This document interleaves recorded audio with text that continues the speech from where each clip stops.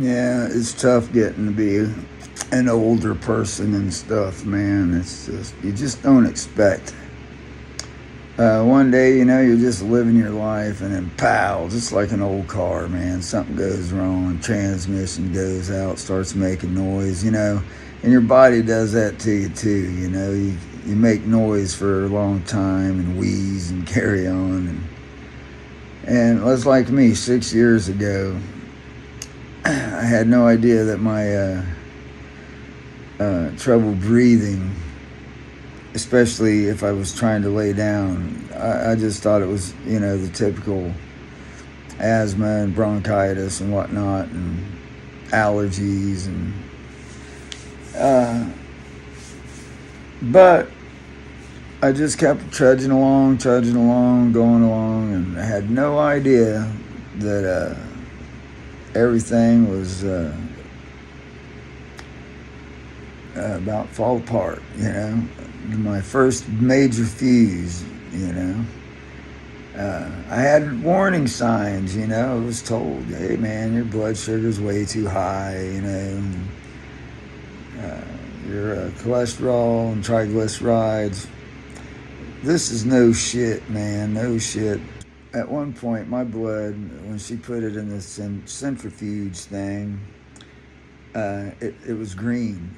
When I would give blood, how your blood sinks to the bottom and you got this clear stuff at the top or somewhere. Well, mine wasn't clear. Mine was white, and that was fat. Triglycerides. That was fat in the blood. My blood was so fat you could see it. Kind of runs in my family, a little disorder thing. I'm pretty sure that's what killed my sister. Blah, blah, blah. Depressing, yeah. But so is getting old depressing. Son of a bitch, man. You're like an old car. You just can't depend on yourself anymore. Unfortunately, you can't trade yourself in on a newer model, man. They can do a lot of shit. They can put on new knees and new hips and shots and stuff to help with the back pain and the whatnot and this and that.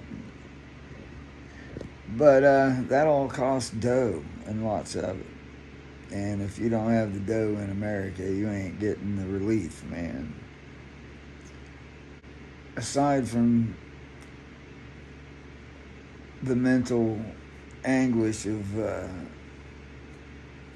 pains and stuff, aches and pains, is the uncertainty of, you're just trying to pay your bills, do your job, make a living, and can't trust yourself, man. You don't know when the next time is. It just, pow, man, something's going to go out. I have glitches all the time, man.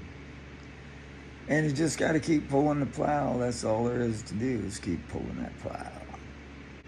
Yeah, 6 years ago, I didn't even know anything was wrong. I thought I was just having my usual symptoms, And that's how it starts. You're just going along thinking it's just another day of your asthma or your, this or that, whatever your ache or pain may be. I was always having asthma attacks and bronchitis and allergies and shit. And I drank like a fish too. And it's funny, when I quit drinking after I had the congestive heart failure, see, all that was the prelude to the congestive heart failure. And I was warned about the high blood sugar and what it does to your heart and all that shit. And yep, and sure enough, man, I had congestive heart failures. That's what all those symptoms were. And I weighed 120 pounds more than I do now. And being heavy, carrying that much weight, that's hard on the body too, man. And it's the biggest thing, man, is just getting used to a whole new routine. And for me, when I had the congestive heart failure, and so many people at the hospital and stuff, some of them were very kind and supportive, and then others, they just looked at you like, yeah, you'll be right back in here. Most people are. And that's just sad that they see that many people that just, you get your clue, you get your wake up call, man. And I did. And the hospital was kind enough, because I had no money, to forgive me the debt. And a lot of the other people that was involved also forgave the debt. They had me rigged up when I first went in the hospital, like I was going to go into some kind of alcoholic freak out or something. And it's hard to be honest when you go to the damn doctors. And I was a musician, man. I drank like a fish. I wasn't an alcoholic, though. I didn't shake, and I didn't wake up in the morning and have to drink. I often had a beer, especially on a day off. I love to get up first thing in the morning, smoke a joint, drink a couple of beers, get that really good early morning buzz, man, and take the dog for a walk, man, and hang out. It was just my way of life, man. Instead of drinking water and sodas like most people, I just drank a beer. It wasn't like I was fucked up all the time. Now, I could get wasted, and would quite frequently, especially late at night. I was frequently played till 4 o'clock in the morning back in the pre-COVID days. So yeah, so you got to take care of yourself and whatnot. But when you get to that point and you get the wake-up call, for me, I was looking for an excuse to quit drinking, man. I was tired of fucking making up, having to apologize for shit I didn't even remember, making up excuses for why I was such a fuck up, And yeah, it's hard to...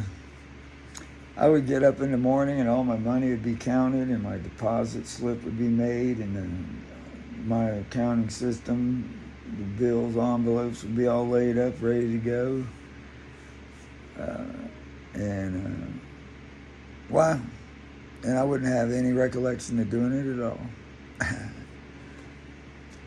Yeah, I enjoyed my time partying, but I had to give that up. And I gave up. Food was another big thing, man. Because of that high triglycerides I had to give up the dairy products. Dairy is really, if you want to get rid of your triglycerides, get rid of the dairy and cut. Well, if you want to lose weight, just cut what you eat in half and get used to that, and your stomach will eventually shrink, and you'll eventually get to where you get full easier. And it's not easy, it takes a little discipline. And, I'm one of them people that went cold turkey on tobacco in 2017. And then I went cold turkey as far as having any drinks. I haven't had a drop of alcohol in 6 years. So, not that I'm being all preachy. At any rate, peace and love.